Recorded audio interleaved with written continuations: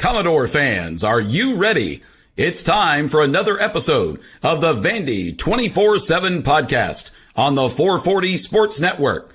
Keep it locked right here for the best Vanderbilt coverage. Whether it's Clark Lee on the gridiron, Mark Byington and Shea Ralph on the hardwood, or Tim Corbin on the diamond, the Vandy247 crew has you covered. If you haven't subscribed yet, please do. Also, like this video and subscribe to the YouTube channel. That's free and easy to do. Follow the crew on Twitter, Apple Podcast, and Spotify for podcast episodes. Lastly, if you're interested in sponsoring the show, email Chris Lee at chrislee70@gmail.com. And now, pull up a chair. It's time for another episode of the Vandy247 podcast. Welcome into Vandy247 live on the Believe Podcast Network alongside Chris Lee and Luke Wyatt. I'm your host, Billy Derrick, and we are getting you set for Vandy in South Carolina, Saturday night, 6:45 Central Time kickoff on the SEC Network. We'll preview that matchup, make some picks. We'll answer some mailbag questions. Got another loaded mailbag, and so we got a lot locked and loaded today. But on another beautiful day, it's supposed to get hot. It's supposed to start getting hot again. Hopefully, the last push, definitely throughout the southeast. So some warmer temperatures here. Hopefully, it eventually cools off as it usually does. But we do have Chris and Luke here with us this morning. Gentlemen, how we doing? Great, doing great. Yeah, great. Good morning. We got another big game to talk about, and Vanderbilt, of course, in South Carolina. We know the last time they beat them, 2008. We're going to be talking about that. You know, we know Vanderbilt is talking on their end with some Bryce Henderson comments, and so we'll get into all that. But before we do, I want to tell you about Bulovas Wealth Management over at Raymond James with our man Joe Bulovas. If there's one thing we all share, it's that our lives are all unique. At Raymond James, they believe that's worth celebrating because financial planning isn't just about numbers and figures. It's about creating the life that you envision. So whether you're building a future or preparing for retirement, let Joe Bulovas guide you each step of the way, all while following a plan that's uniquely yours. To learn more, call Joe at 615-645-6742. Raymond James Associates, Incorporated, member New York Stock Exchange, SIPC. Chris, I haven't, these lines around the country have been changing so rapidly that I'm not even sure what the line is even at right now. I think last I saw was at 5.5, according to FanDuel. And if you do want to throw a little money on Vanderbilt, head on over to FanDuel. But Chris, I've noticed that with these lines that up, 2-3 days before kickoff, there's a lot of fluctuation, and you've seen some dramatic fluctuation, like with Tennessee and Georgia, and you saw it with Vanderbilt and Virginia Tech as well. And I would guess that's due to the portal and Vegas not knowing much about these teams and a lot of other people not knowing a whole lot. Yeah, I've got a sheet I track that kind of fills in what all the lines should be through the season for a bunch of teams. And it's based on, FPI and SP Plus and like a lot of – it's just stuff that's out there that I assimilate into one thing. And it's usually pretty close to lines. I think it had this one at 6 for Carolina. But before the season, I think it had it somewhere from maybe 13 to 16. It is amazing when I look at what the lines are projected to be for Vanderbilt the rest of the year, how much the gap has shrunk. Like they were, 23, 24, 25-point dogs to Texas and Alabama, and you've seen a good 10 points or more shaved off those too. It is – I think to me, it's just hard to predict until you see the teams play. There's so much change in the portal. There's so much potential chemistry issue here and there. I don't know that we know what we're watching yet, but I guess we get closer every week. Well, this week, South Carolina, they're actually down to a 4.5-point favorite, according to FanDuel right now. The over-under at 48.5. You can get Vanderbilt on the money line at plus 158 if you'd like. So, again, head on over to FanDuel to do that. We'll continue to track that line. Guys, we haven't obviously talked since the Virginia Tech game. Luke, I'll start with you and pose this question. Have you seen a more dominant half of Vanderbilt football in your lifetime? No, not against a quality opponent. And I still think Virginia Tech's a decent team, probably still going to win 5 or 6 games. I also, the adjustment at halftime, whether it be mental or X's and O's, was one of the best I've ever seen. The offensive line just came out and took control of the football game. They physically whipped Virginia Tech. And what we wanted to do to start the game, we did at the beginning of that second half. And, 300 and something yards to 21 yards is all they got. And shut them out in the second half. I don't recall, I'm sure there has been, but I don't recall a game like that on the road, especially in a tough environment. Now, in the midway through the third quarter, I guess when we got up by 10, that place emptied out like I couldn't believe. I was like, it's just a 10-point game. Where are they all going? But I guess they saw the handwriting on the wall. Yeah, when I've covered Vanderbilt games like that before, like it just happens so quickly. One team overwhelms the other. But it's like when they've played Alabama, in Nick Saban's heyday, or a Georgia, and like you can't even type out the last score on your game store you're working on until the other team gets another. It was so overwhelming. I'll go a step further than Luke. Luke said against a good team. I don't remember like even a performance against an Austin Peay or an Alcorn State or somebody like that just where they dominated another and just opposed their will in the second half. Like I was watching this going, like, what is this that I'm watching? Is this about them? Is it about, did Tech quit? Like it happened so fast and it was so stunning and on you almost before you could digest it. But like Luke, when those people cleared out, I'm like, yeah, of course they did. If you were watching the game physically, Vanderbilt was doing anything and everything it wanted to do. Like, forget the scoreboard. It felt like they were down 30 at that point. And Go ahead. Well, and I'm actually, this is the first chance I've actually had to rewatch the game. I've got it in front of me. You see me looking up. I'm kind of watching it as we go. There were so many things that happened in that game. I think the offensive line was so dominating that stole the story. But like there was a play early in the third quarter where Tech hit a receiver in the flat and Martell Height went to make a tackle and the guy kind of got loose for a minute and Height just had the strength to shove him out of bounds a yard short of the third mark. down. Like, that like forced a punt. And then Tech, that was a 4th and 1 and Tech punted it away and that it was over at that point. I mean, if you're Brent Pry, I don't know how you don't go for that, but that's it was, you could just feel, not Tech giving up, but that was sort of a give up moment. Well, and I remember that one too. I'd forgotten Tech was further back in its territory. I remembered it was at the 30 something. And so maybe like at that point, I'm watching this and there's 3 minutes left in the third quarter, 3:54 as I'm watching.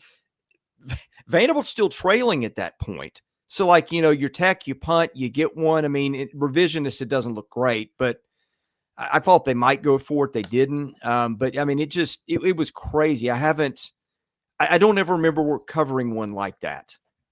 Well, and you got to go back to what we talked about last week before the game. We talked about how the atmosphere, and I do think that at the beginning of the football game, the atmosphere had a little bit to do with the way we played.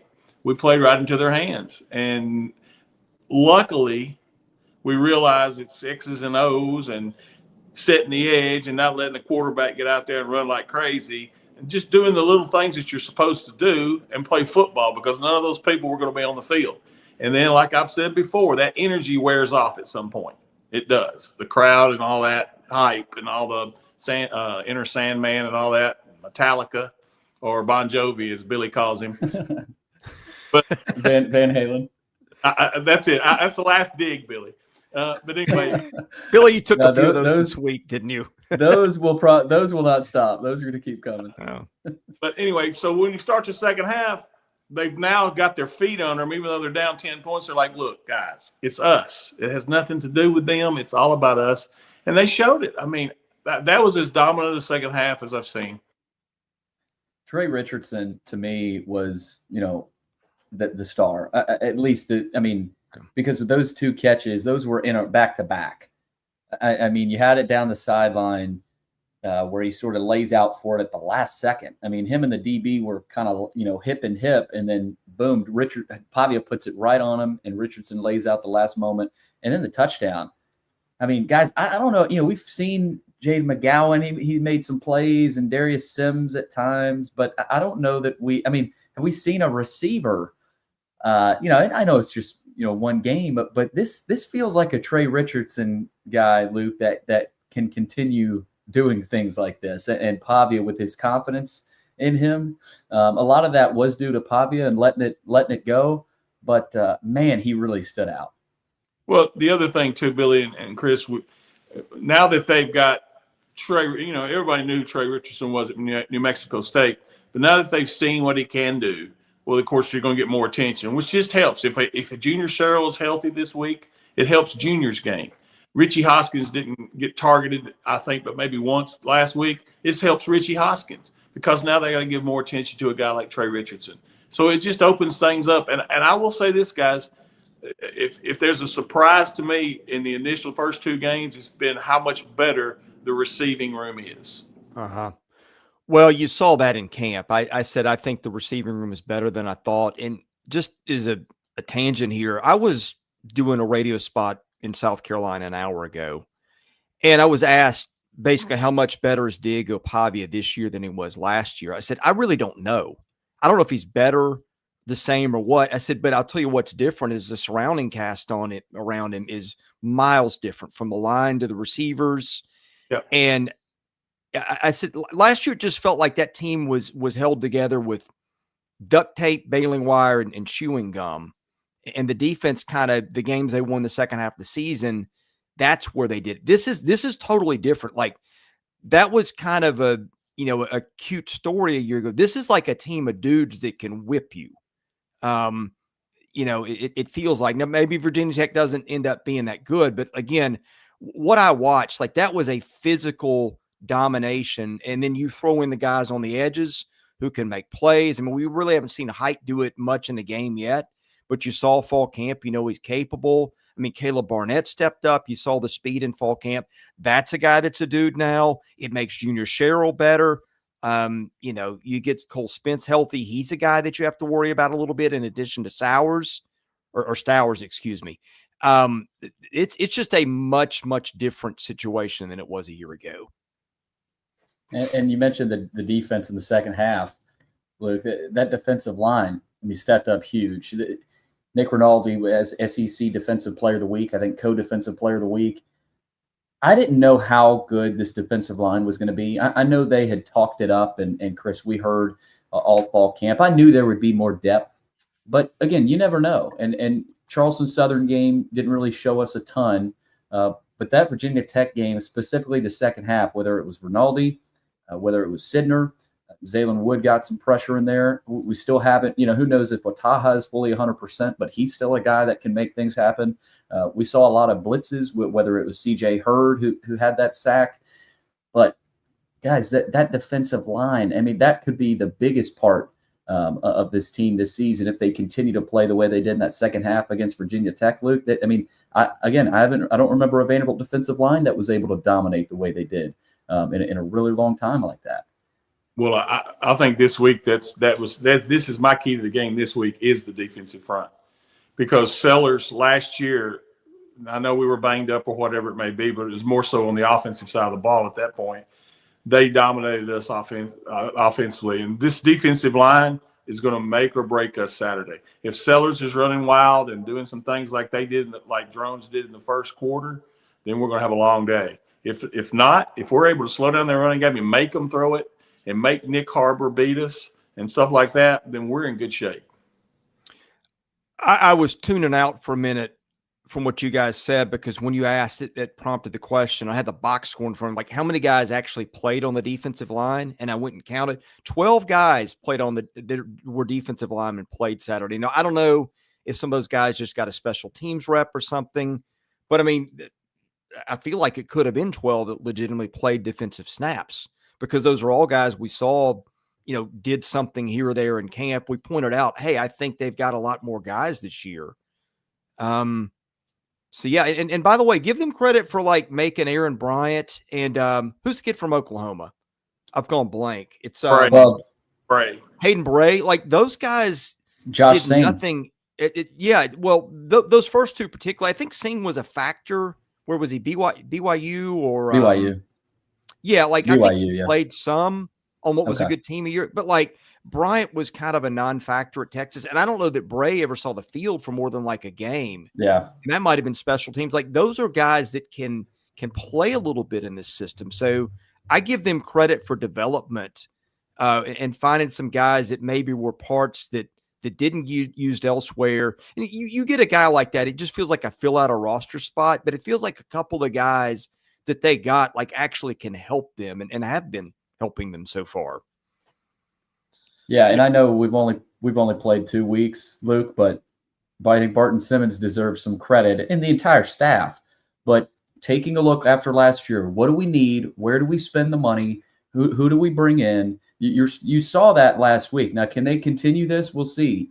But you're seeing that depth. McKylan Young, 62-yard run in the fourth quarter for the Dagger. That's what he did at New Mexico State against Auburn, and it really one of his last game actions. So the depth pieces they added, Luke, are what you're noticing or what you've noticed last week at least. We'll see if they can carry that over. But that's something I've thought about too of, man, they did a good job, at least here early on, noticing where they filled in the holes that they needed to supplement their starters. Well, let's think about this. How do you win football games? You have to win the line of scrimmage on both sides of the ball. And you got to get faster on offense at receiver. They've done all three things.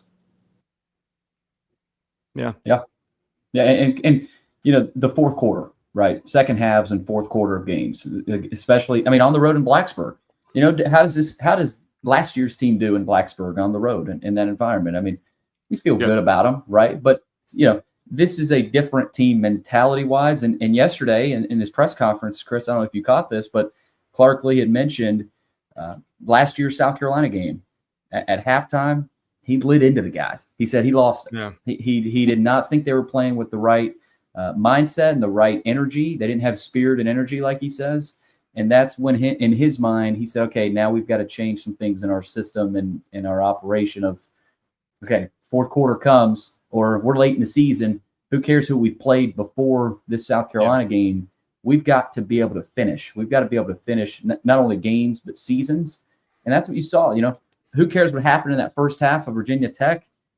Halftime hits, they make adjustments, and they come out like a wrecking ball in the second half. It was unbelievable. Well, that game, to be fair, that might have been an issue. Two things can be true at once. But you watched the lines of scrimmage and the size and the athleticism. And I'm like, there's no way. You saw early, they're not winning this game. They're just outmanned here, and there's not much they can do about it. Size, speed, physicality, whatever. It does not feel like that is going to be the discrepancy. Yeah, you could argue right now, I think you would argue on film, they're the better team on both lines of scrimmage. Who saw that coming a year ago? Yeah. But I do think there's some things that Carolina can present, skipping ahead to the matchup. Nick Harbor is a concern because I don't know that a lot of people can cover. And you haven't had to see Vanderbilt cover dudes yet, they're going to see. But the physical mismatch element that was part of the game last year, hey, they could have played harder than they did, maybe, and executed better. They weren't winning that game just because of the talent issue. I don't see that this year. Let me interject something here. My biggest worry coming into this week is the penalties by the offensive lineman that happened early, and also the officiating was very poor. My opinion, slanted toward Virginia Tech for whatever reason. But there has to be, and I'm sure Clark's getting clarification. Guys, I don't know if you know, there was 4 calls about ineligible linemen downfield. Okay, the rule is 2 yards, but that is it depends on the crew. It's almost like a basketball official that'll call a charge or a block. If a center, like on Jordan White's, his was definitely a violation. He wandered 5 yards downfield, just wandering because he had nobody to block. There was nobody over him. So that was a legitimate one. The other ones are right in that fringe. And when you're running an RPO, you have to give the offensive line. They don't know what's going on behind them. They don't have eyes in the back of their head. If they don't go any further than 2.5, 3 yards downfield, you don't throw that flag. But they were throwing it. It was like they were looking for it for us. And I don't know whether Brett brought that to the attention, but that's something you watch this week. I bet we don't get one. Well, in the turnovers too, and this is always the case, but you had the Pavia interception there early, trying to force it up to Richardson, and you had a penalty on that play too, and that gives the ball to Virginia Tech. That was basically a punt, though. So in Tech, I think, only got a field goal on that. They didn't score a touchdown on either of Vanderbilt's turnovers. And then you had the fumble from Cedric Alexander. If you have 2 early turnovers into South Carolina, Carolina's a better team than Virginia Tech that's just in. So they will do a better job of taking advantage of those. That's what South Carolina does. The other thing is special teams. Makari Swain has 3 punt return touchdowns so far. If Vanderbilt's not ready in punt coverage and also kickoff and every facet of special teams, good luck, because that's how Carolina has won these games, really. I mean, against both Tech and South Carolina State. Last week, what was that score, Chris, for a while? Wasn't it 14-3 or something for a while against South Carolina State? Yeah, and that game that started like 2 hours and 20 minutes late, and like a coach can try to hype his team all he wants. I'm not making excuses for him, but they knew they were winning that game, and so I don't know how much stock to put in that. But then again, when you get like overwhelm an opponent like that either, it does maybe beg some questions. Billy, right. Isn't kind of an aside when we're talking about penalties. You guys know I track the whole SEC, and I'm looking at the national leaders in penalties, most to least. And I wonder, I don't know if it's just early. It feels like we're seeing more penalties called against teams in general. Like I'm looking. There was a penalty on every play in that Virginia Tech game.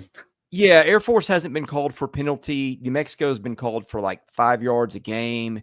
And then you got Minnesota and Army. I'm looking in the SEC. Georgia is ranked 6th in fewest penalties. And then you go up to, let's see, the next SEC team, gosh, would be, am I reading this right? Sorry for the filibuster here, but I do wonder if there's something more than just what's going on with them. Like I'm not surprised. We did see this in fall camp, right? The next team in terms of least penalized SEC team is Kentucky, which is tied for 45th nationally. You go to the bottom of the rankings, and Florida's 133rd out of 135, I guess. I thought they were 136. I'm looking at team rankings. A few spots below them, 128 is Mississippi State, 89.5. Vanderbilt at 118th. Auburn at 114th, Arkansas at 114th, Missouri at 111th, Ole Miss at 107, and that's if I haven't missed somebody. Oh, by the way, Louisiana Tech is last. What did it do last time I played an SEC team, LSU? Mm-hmm. I don't know if that was an SEC officiating crew, but I'm just wondering, and I could probably ask around and find out, is there something in the water with SEC crews this year? Because it was an SEC crew. Those games are getting. Yeah, it feels like there are more penalty yards thrown in those games. Now, maybe you could also make the argument that SEC teams are heavily relying on transfer. But I mean, that's the case other places too. When you lose a transfer to the SEC, you go pick one somewhere else. But I have noticed there's a lot of penalties being called in games involving SEC teams, and I wonder if it's more than just a Vanderbilt thing. Is it something within the league or the officiating crews that's getting called more religiously than other games? I don't have an answer, but it's very notable so far. Well, we noticed it in camp, like you said, with the offense, with the jumping off sides and all that. And a lot of that has to do with not playing together. Yeah. That just takes a little time. And boy, the other night that sure proved to be the case. The offensive line got their stuff together in the second half. And boy, if that was the gelling point, then there's going to be some fun times in the next 10, 11 weeks. Yeah, to follow up, I think there's only 2 SEC teams in the top half of the country in penalties committed. And again, you got 16 teams in the league and 136 nationally. So, yeah. Wow. Well, you mentioned the offensive line, Luke. They're certainly confident. Bryce Henderson had this to say yesterday when he was asked how big of a game is South Carolina on Saturday nights, and nobody really talks about the Commodores. And I think after we go in there and show these guys what's what, I think people are going to open their eyes up a little bit. All we know is we're going to play our football, and we know that we can beat them, and we're going to go in there and do it. So Bryce Henderson's confident. And another part of this game, guys, is this feels like the most anticipated Vanderbilt South Carolina matchup in a really long time. It's $200 to get in the door for this game. That's the cheapest ticket. Could be just South Carolina fans wanting to see Williams-Bryce at night, but I do think there's a little bit of an appeal now for Vanderbilt and Diego Pavia and teams packing we talked about the road environments before the season, guys. Every single one they play in this year is going to be charged up. And that seems to be something they're embracing. And they are. You saw before the game, Pavia was one of the captains at midfield, but apparently he ran out before anybody else on Vanderbilt's team, and was shaking his head to the crowd and hyping them up. And they've embraced it, and that's what you have to do when you're playing in these tough environments. That you can't shy away from it. Yeah, not one of those people are coming out of the stands and putting on helmet and shoulder pads and playing. It's just a voice, and you can use that. And I think Clark's referred to it. You can use that as motivation fuel for yourself. I think Vanderbilt would much rather play in that environment than play in front of 15,000 against Austin Peay at home. Even though you say, well, that's a home game. No, not if it's like what we used to call Duke, Sleepy Hollow. If it's like that, guys have to pull their own weight to figure out the motivation of it. Yeah, man, that Austin Peay would be a tough matchup for Vandy. I think right now they've been playing well. You guys ready for the mailbag? We've got a lot of questions to get to, and it is brought to you by Sutherland and Bell, family-owned injury law firm. They sponsor the chat room as well. We do have some chat room questions and comments. We'll get to some of those and keep them coming if you're watching live. But if you or a loved one has been hurt or in an accident, give Taylor or Russell a call at 615-846-6200 to learn about your rights and whether they can help. Our guest line with Chris and Luke today, brought to you by John Levin, good friend of the show. His company, Wobble Bond Dickinson, thanks to student athletes at Vanderbilt for their dedication, effort, and hard work. Also, Yeaman Packaging Systems, leaders in end-of-line packaging automation. All right, see where we're going today. We're going to start with 96_door. Through the first two games, this team appears balanced and solid all of the way around. But if you could add one more key player to any position group, what would it be?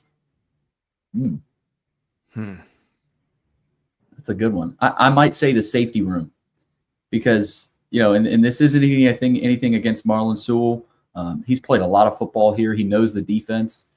But, when you lose C.J. Taylor and Derrick Wright, that's those are losses. And I think C.J. Hurd's a good player. Came off the edge for a sack there. I thought he played well Saturday night. But didn't put a ton of thought into that, guys. But I'll go safety room. I think at some point this year, and I'm not saying there's a lack of depth because you do have you have Dante Carter, Carson Lawrence. We'll see how he comes on this year. But there's not as much depth in that safety room as some of the other position groups. So I would go as safety, a stud, 6'3", 6'4" safety you could throw out there with speed.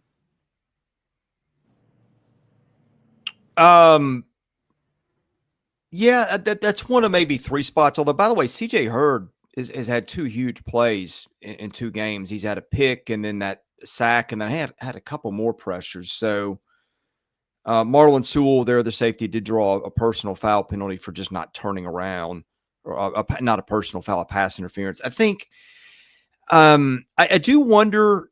Remember the day in practice where Martell Height was running by anybody and everybody, and there was nothing they could do about it. I do wonder, like when they see elite SEC guys, like they're going to see with Harbor and with LSU's guys, and there's other teams you can throw in that mix, like a Ryan Williams for Alabama. I do wonder, and it feels like they're deep at corner. And look, they're leading the SEC in total defense so far, so not like their defense has been bad. But I do wonder, like, take the top off the defense guy. Are they missing an elite speed guy in the secondary? I guess we'll find out. Now, having a pass rush, which I believe they've got, can cut down your throwing times. So that's going to help. The other one I still think, although they ran the ball really well last week, like a home run hitting running back, although maybe you kind of got one of those with Lassiter, who knows? But those are the three places that I think first. I'll be simple here. Can we duplicate and have two Randon Fontanettes on the field? Yeah. That'd be my choice if I had to pick one. Pessimistic door. What position battles do you think Vandy has the advantage and disadvantage against South Carolina? Also, with 2 games in a row of costly penalties, what's your optimism that they will or won't get worked out against better competition this weekend? All right, let's start with that first question, and we'll go kind of rapid fire here, position by position for both teams. Quarterback. That might be a push right now. I mean, Pavia's played better, but Sellers is considered a like a 1-1 guy if it works out. But it's not been great for him so far. Which some of that's his O-line. Well, if we saw that if we get the Sellers we got last year, then yeah, absolutely Sellers. I just don't think there's any way that he does that again this year. All right, running back. Of course, South Carolina loses Rocket Sanders.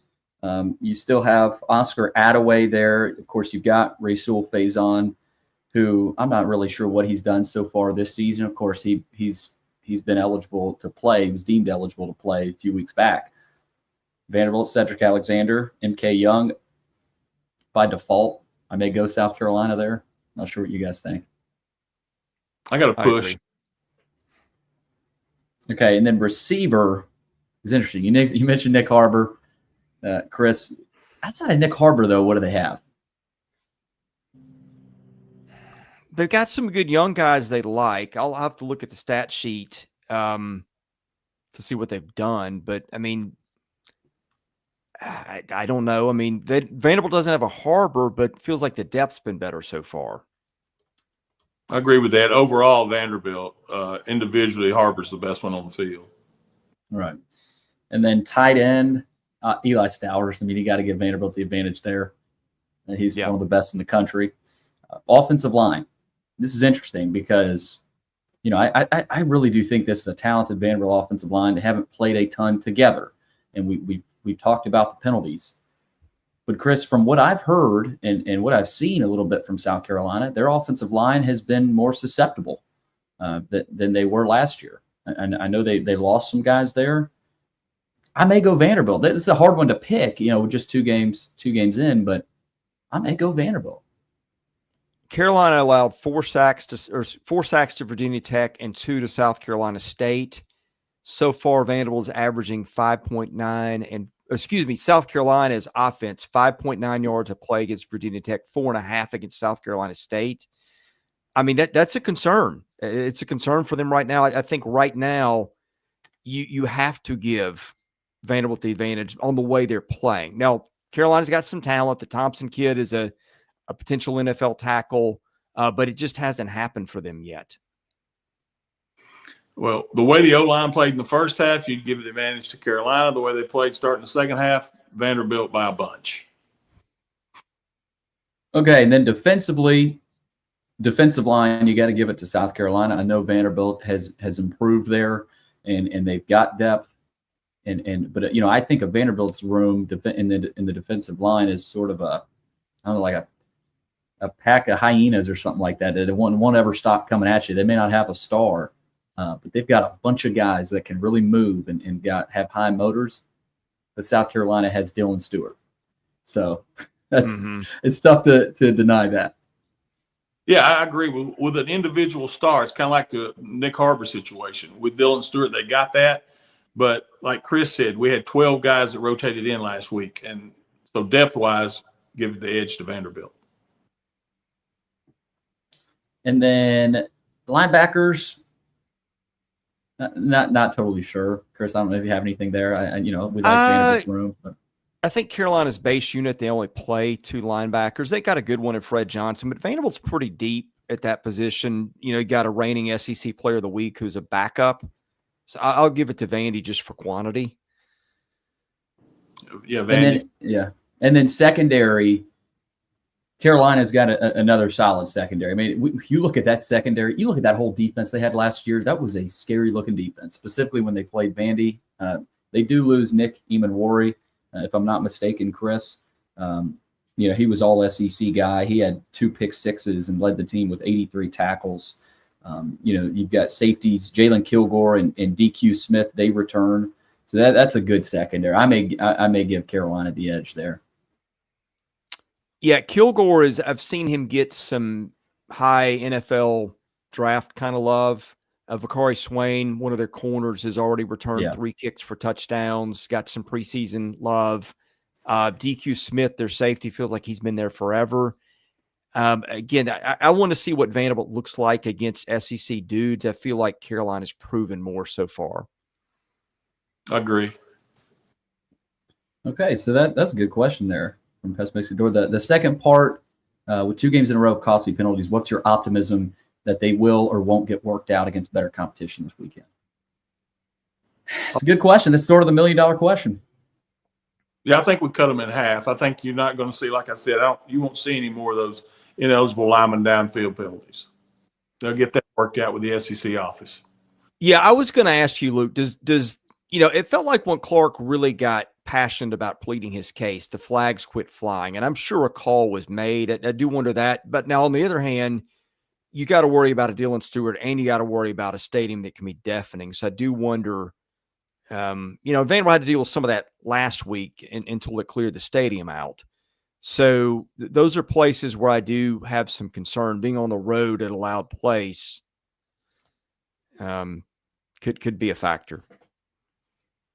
Let's see here from Midges VU. Actually, I don't think there's a question in there. Oh, here we go. Question probably for Luke. What adjustments did we make defensively that changed the trajectory of the game on Saturday night? And Vanderbilt absolutely looked top 5 in the country in the second half. Hard to argue that. Luke, defensively, what would you see? Well, I think at halftime, this is where I think having Bob Shoup, Clark Lee, and Coach Gregory all together, those 3 minds helped a lot at halftime. Now, the other thing was all the mistakes defensively in the first half were all mental mistakes, not setting the edge. Issa was playing way too high, and that was probably because he had his first live action, actually. So he looked rusty. So I feel like that was basically what it was. It was more what we didn't do than what South Carolina was doing. So I think I feel much better about starting out of the gate a lot faster this week on the defensive line. I didn't get a good look at the first quarter because I had some stuff going on, but it felt to me like that drive where Carolina's got the ball in Vanderbilt territory before the half, and you get a touchdown there, that game feels a little different heading to half if it's 24-10. Vanderbilt holds them to a field goal, and Vanderbilt just pinned its ears back and came after the quarterback, right. and that's what you saw all second half. Felt to me like once they figured out we're just gonna just send more guys and you can block, it was just kind of game over at that point. All right, Steve VU98, thoughts on the offensive line? Is it vastly improved? I think they are, and again, I don't think we've seen the best of them. You could Saturday night, and if Vanderbilt wins Saturday night, I think we'll be talking about the offensive line again. Them being able to find success. I mean, they cleared some gaping holes, guys. I mean, you could have driven Mack trucks through some of the holes they created, and Chase Mitchell, the way he pulls, and I mean, they're a unit. They work really well together when they're on. When they're holding, just like any offensive line, they're not as good, and they will cost Vanderbilt at times if they continue that. But they did. And did they hold at all Saturday night, guys? Had one. Okay, so had one, and that's already improvement. So yeah, I do think they're improved. We've talked about that. Yeah, the 3 of us could have locked arms and skipped through some of the holes that the offensive line was opening in the second half. There was one. What's that? I would have pulled a hand. You still might have had time to recover and get through. I mean, yeah. I mean, guys, there was one where Jordan White was like right in front of Pavia the whole way for 10, 15 yards, running upfield. So that, and we talked all week how impressed we were with Virginia Tech's D-line and that they're twitchy and that this is going to be a challenge. So, and they got the game ball for a reason Saturday night. Guys, I don't know I don't know how they graded out, but and run blocking, obviously they were dominant. I still am a little leery of how good they are at pass blocking. Still a little bit leery of that. Yeah. And look, Pavia, was he 12 and 19? I think, they didn't really I mean, it's not like they were sitting back there airing it out. So Right. they'll have to do that more Saturday night, out of necessity. Let's see here. Nash Native, question number 1. Reviewing week 1 Virginia Tech versus South Carolina and how their front looked against Tech. Which front looks more vulnerable? The South Carolina O-line versus Vandy's D-line, or South Carolina's D-line versus Vandy's O-line? I think it's the latter. I think Carolina's D-line against Vandy's O-line is where you're more vulnerable, because they've got an NFL player there in Dylan Stewart, and that's a guy that can wreck the game. Yeah. So that's a good question though. Question number 2: Who's fired first, Billy Napier or Brent Pry? Whoever loses the most games. I'll say this about buyout, because it's not that much. It's like $5 million. Yeah, I mean, I think it's pretty much over there. I think Florida, the buyout is. Did I hear $70 million? Is that right? Is it up that high? I mean, it's a lot. It's a lot more than 5. I'll Google that. I think your answer. I'm sorry. I think South Florida has a heck of a defense, guys. They're really so. It's a bad loss because they were at home, but South Florida, if they played them 10 times, it might be 6-4 Florida. Yeah, that's the thing about Florida. We counted them out last year, and I know they got to 6-7 wins maybe, but they were down and out last year. People had Napier fired. It could be the same thing this year. They got LSU.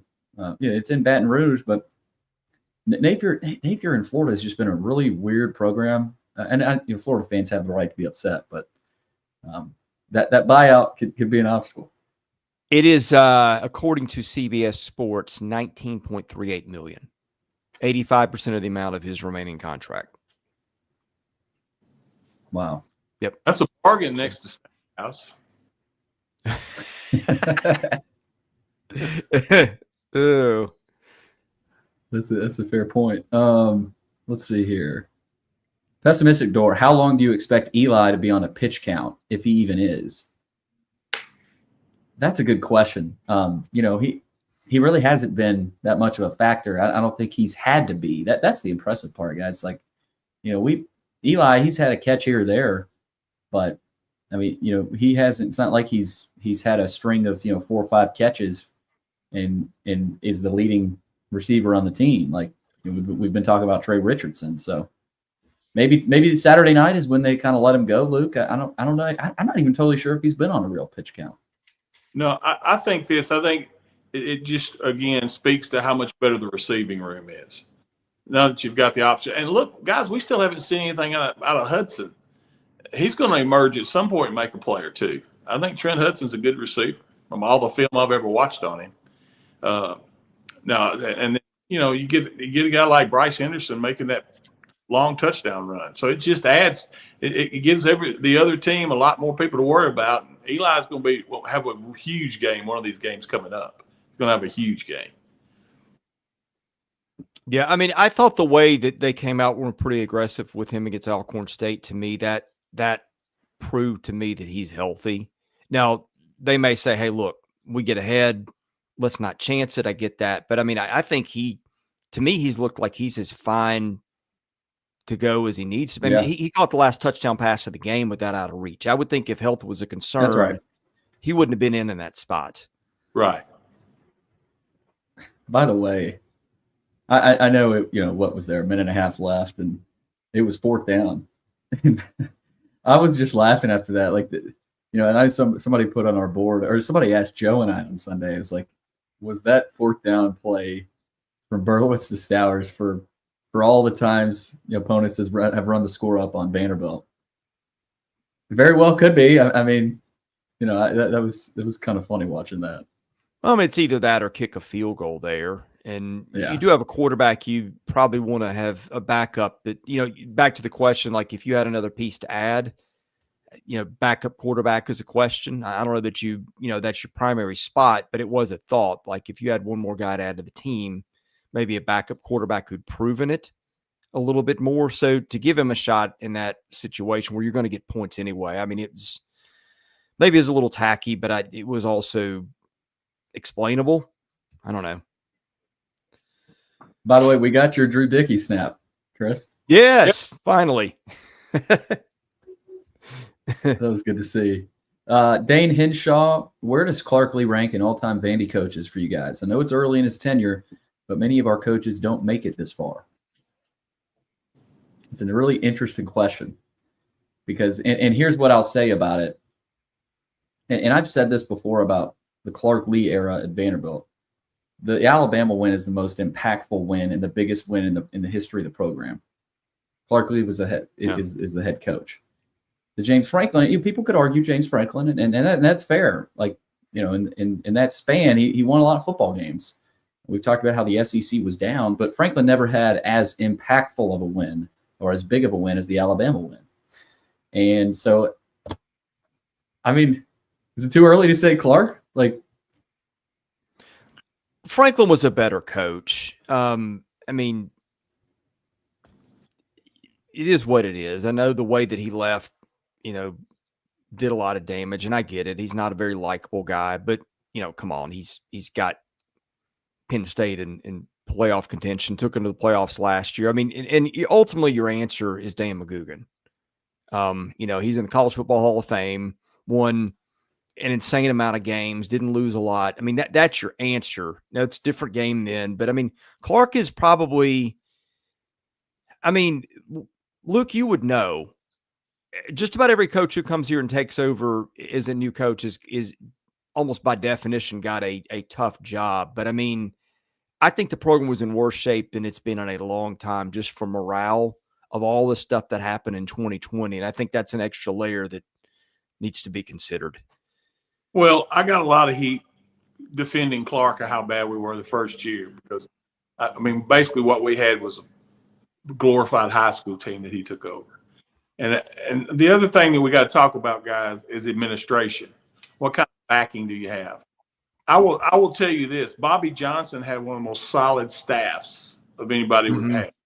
Believe it or not, Rod Dowhauer had a solid staff. But it was his demise. He was his own undoing. It's also what's going on campus, guys, to give these coaches a chance. If you're just talking about a coach that can coach football, knows football, you put Franklin, you put Clark Lee there, but you have to say Dan McGugin. But it was obviously different era. And then think about this, guys. Clark's coaching in a different era than James Franklin did with the NIL and the portal. So this is the first coach that's coaching under these conditions as well. Yeah, and they were already behind in facilities. The school had his head in the sand on NIL for 3 years. The job got, as tough as the job was, like, nobody was helping him much his first 3 years on it. At Vanderbilt, like it always is, you have to get embarrassed in a spot like a UNLV to where everybody goes, oh, wow, this is really bad. Now what do we do? Well, I don't want to get too far off track, but I'll tell you this, and Chris, you may remember this back in 2018 when I first started with you. Vanderbilt, when Bobby Johnson left and they had the 1 year with Robbie Caldwell, they couldn't buy paper clips. And then James Franklin comes in and they've got an open checkbook for him. Yeah. So, success and how you have to view it through all those lenses as well, not just the coach. Well, and Clark has talked about, not to continue beating this horse, but Clark has talked about how when he played under Bobby, just the lack of resources. Yeah. And, he respected Bobby so much. We all do. Everybody. You mentioned the staff, Luke, and he just wasn't equipped. And Clark Lee, that kind of turned into his mission a little bit to, I don't know if it was all due to Bobby Johnson, but a lot of it probably had to have been. And so that's kind of been part of Clark's mission. He's talked a lot about that.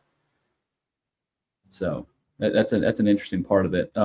Also from Sylvan Park Door, Luke, the victory in Knoxville in 2005 was my all-time favorite Vanderbilt football game. And I was lucky enough to be there in person behind the Vandy bench. What are your memories of that day?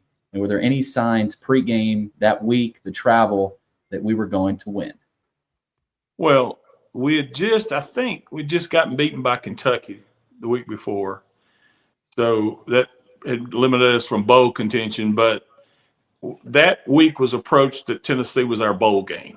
They've said that before, but it was really true that week. And we had Cutler at quarterback and Earl at receiver. So, but obviously the thing I'm going to remember most is the Cutler to Bennett touchdown at the end, and then Coach Johnson giving me the game ball. That's one of my highlights, period, as a football guy.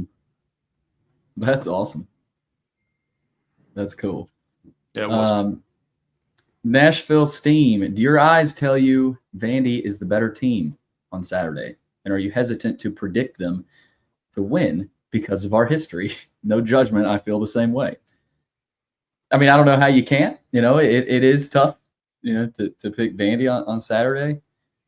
That's a really good question. Do your eyes tell you they're the better team? Through 2 weeks, yeah. I mean, there's people out there saying Vandy should be favored and Carolina's having some offensive issues and Vandy's rolling right now. And, obviously we talked about the Henderson comments. Vandy's confident they should be. So, yeah, I mean, through 2 games, I would say yes. But in terms of that second part of the question, yeah, I mean, that's a mental hurdle and that Vandy's going to have to hop over. They broke the 24-game SEC losing streak in Lexington. Can they break another streak Saturday night? I mean, it feels like watching them, they're the better team right now. But, man, sometimes teams just struggle out of the gate, or sometimes you just need to play somebody that's a threat. I don't know how to consider South Carolina the team we've seen through 2 weeks. I think there's a level of performance there that's better than we've seen. And you don't know. I mean, and of course, like the history, Carolina just always seems, to whatever reason, they draw South Carolina's best game. Year in, year out. I can't explain it. They just do. I just feel like this. Last year, the only game that wasn't a fourth quarter game was South Carolina. And I think our motivation that, where Pavia said a couple things and Henderson said a couple things, that to me tells me this team's going to be laser focused from the outset. And if we don't get behind 10 points or something, we'll win Saturday. I'm very confident we'll win if we are focused for the entire 60 minutes. Okay. From Black Outdoor, where would you rank Vandy both nationally and in the SEC based on what you've seen so far? This is another interesting one. I mean, it's hard not to have Vanderbilt in the top 25 or even top 20 nationally based on what you've seen so far. They went to Blacksburg and beat Virginia Tech by 24. How good is Virginia Tech? We may not know. Well, we may know. Who knows what they end up being. But from what they've done so far, it's hard not to have them high up. You guys help me out here. What are the bottom 5, like 21 through 25? Who are those teams? Missouri is 25. Let's see. I know that. Outside of that, let's see. Well, my point being, let's look at the bottom 5, and are we better than any of those 5 in y'all's eye? All right. You've got Utah at 20. They're pretty good. You've got, the Devin Dampier. That'd be a good matchup. I think Utah and Vandy would be a good matchup. Texas Tech at 21. Baron Morton at quarterback. They obviously played nobody and killed nobody. Yeah. Indiana at 22. I'm not impressed with Indiana. I've watched them play once. I don't think they're near as good as that last year's team. And then Michigan at 23. They got freshman quarterback Bryce Underwood. I'd feel good about Vandy beating them. Yeah.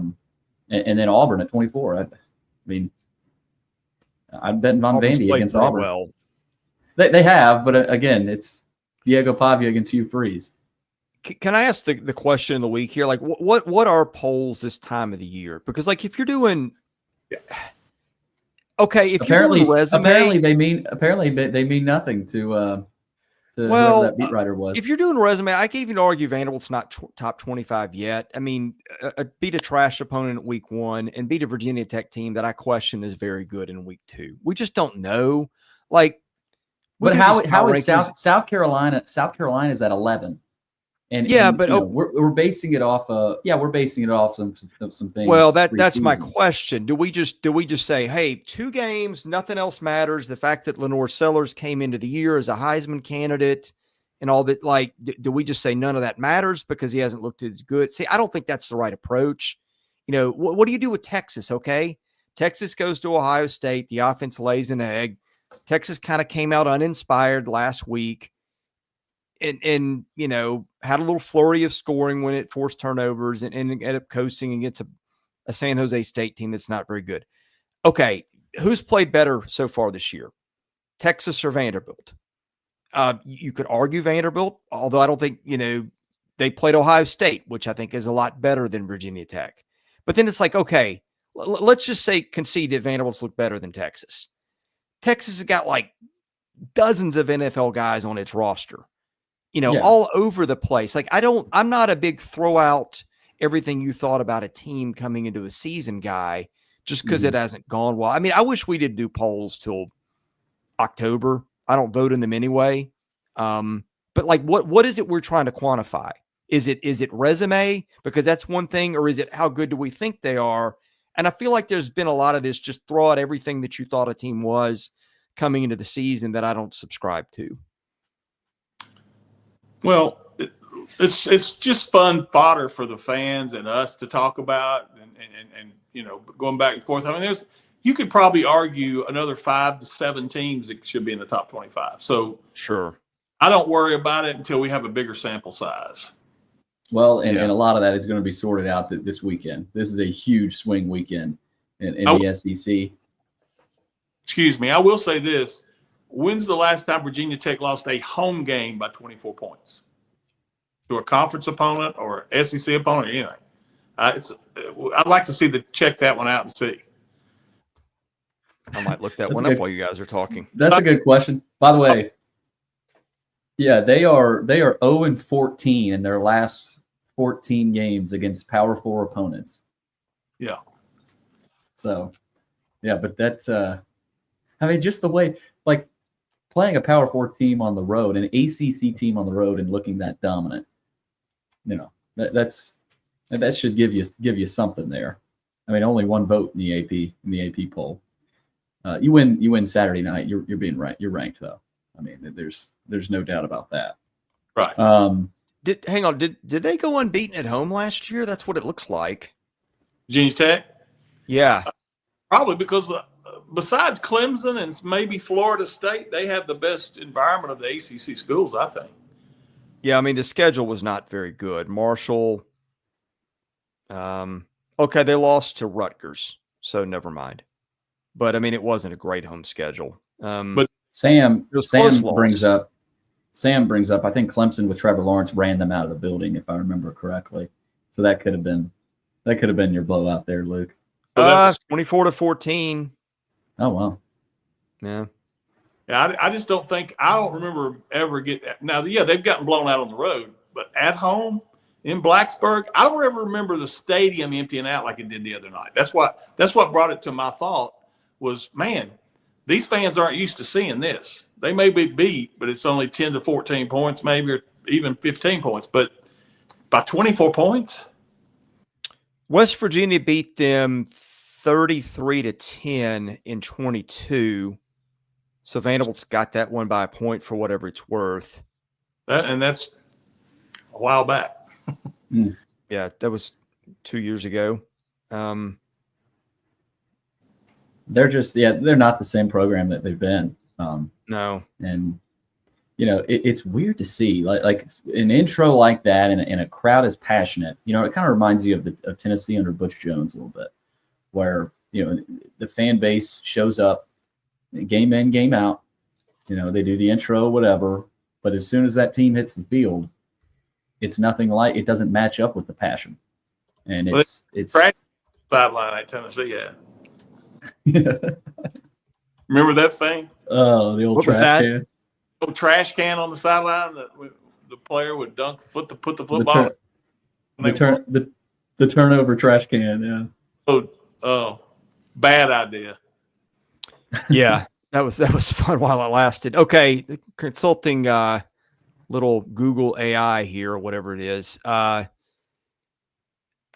pops up? Virginia Tech got beat by Duke 45-10 back in 2019, which it said then that was the worst home loss for Virginia Tech since Houston won a game 49-12 in 1974. So it's in that territory. Yeah. Wow. Not quite there, but close. All right, last mailbag question. We do have some chat questions and comments. We'll get to those as well. Besides Pavia, who may be the game MVP on Saturday night? You know, Ronaldo? guys, there's so many. Ronaldo again, yeah. I mean, he was There's a lot of SEC options. Defensive Player of the Week. That feels like it's Richardson was. Yeah. I mean, Richardson's stat line wasn't great, but he did make a couple of huge plays. Yeah. On the offensive side, I'm going to go with Seti this week. I think he breaks 100 the first time. Okay. Oh, were you asking this week or last week? I'm sorry. No, this week. Sorry, yeah, I was a little confused. Yeah. Who sorry. besides Pavia, who may be the game MVP on Saturday night? That's what I assume this person's asking. Yeah. I like Cedric. I mean, I think Stowers is sort of due for a huge game. You know, I mean, we haven't seen a trick play. I think there could be a big trick play coming as well. So maybe Stowers is involved there. But I'll go Stowers. That's where I'd go. Okay. All right, we got some chat questions as well. I do want to hit on some of these. Let's see here. KC, how much does it matter that South Carolina was outgained in yards in both of their first two games? Seems like a bad sign for them, right? It's not a good one. I mean, you know, I like I said, I think Carolina people are worried about the offense. They've changed coordinators, and Sellers has been pressured early on through two games and hasn't necessarily felt comfortable. He was sacked 4 times against Tech. If Vanderbilt can do the same, yeah, I think Carolina should be worried. But again, it's just 2 games, and this is an SEC game at Williams-Brice on a Saturday night. You know, I'm pretty sure you'll see a different Carolina team. Yeah, we'll see their best game, that's for sure, and hopefully they see our best. Yeah. Let me see Saturday to answer. I don't know if that's just a team that started slowly or a team with real issues, but I think Vanderbilt's a really good litmus test. Justin, is C.J. Hurd a better player than last year's starters? I think so. I do. I think, look, C.J. Taylor was a stud and played a lot of football at Vanderbilt, struggled with injuries. I think Hurd maybe more fluid. I don't know how to describe it. I think, he's got really long arms, and you saw the diving interception. And they're going to bring him. Not that they didn't. They brought CJ a lot too, and that's probably a tough call. CJ Hurd, CJ Taylor, but guys, I like CJ Hurd, and he's young, and he's made some plays. I mean, he's just a sophomore. Keep that in mind too. Yeah. So yeah, I may say yes to that. Let's see here. See if we got any more from Alan. Is this our best chance to beat South Carolina yet? He may be trying to say yet there. Or yes, not really sure. I mean, since the 08 win, Luke, is this the best chance to beat South Carolina? I know Elliott Fry hit a game winner over Vandy when Mason was there. That was brutal. That was a home game. I think it was 13-10. Vandy's had chances. I mean, 2021. That was not a good South Carolina team. Both Beamer and Clarkley were in year 1, and Zeb Nolan walks onto the field as a grad student and wins the game. So Vandy's had chances. No, we've been better than South Carolina 3 or 4 times during this streak, and so I wouldn't say this is the best chance. There's some times that we just played terribly there and at home against South Carolina. Again, there's no way to explain that stuff. There really isn't. What was it? 2016 where Spurrier quit, whatever year it was, and I think Vanderbilt might have even been favored coming into that game in Columbia. It was a Sean Elliott game, and they just showed up and were awful. Yeah, when what was the young man's name that was the quarterback, the big tall kid out of Virginia? He started. Johnny McCrary. Yes, that team so much Carolina, but we were horrible that night. We played much better, but that night we were terrible. We wouldn't have beaten South Carolina State that night.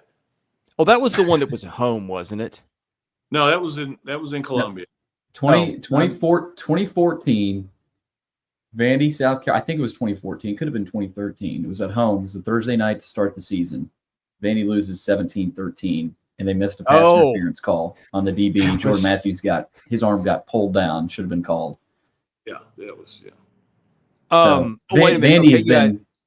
Yeah, there was that one. I'm thinking, what was the year? Was it 16 or 18 when they pulled the Wade Freebeck running quarterback experiment? Remember that one? That was an all-timer of a press conference for Derrick Mason. Woo! Like he got up. This was like the oh gosh, the analogy in my head is like gone, but it's like I remember at the press conference because they were moving the ball and they brought Freebeck in, and like somebody asked him, it may have been me, like, why did you make the change? I don't think it was me, but why did you make the change?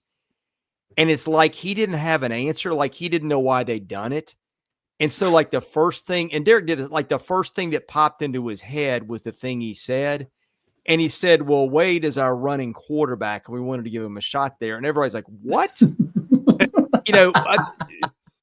I think I got a 50-50 shot to run right now as well as Wade Freebeck. It was one of those moments you're like, it was like, did he have a magic 8-ball under the podium and he just shook it for whatever answer came up? I don't know. But that was one of the weird things that happened in that series, whatever year that was an all-timer too.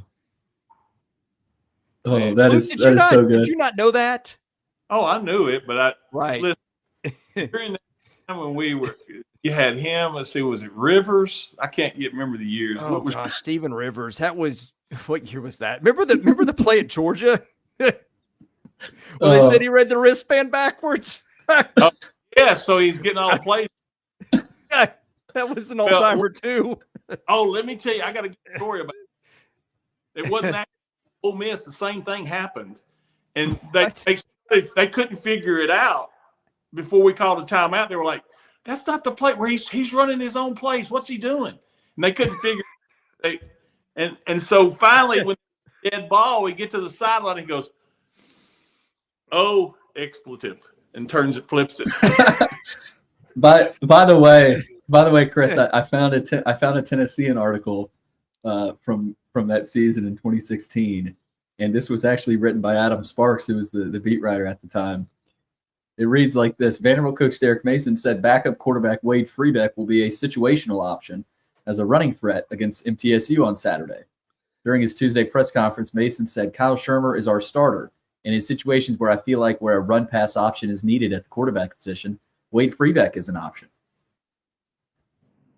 Yeah, well. Oh, man, I had forgotten about that.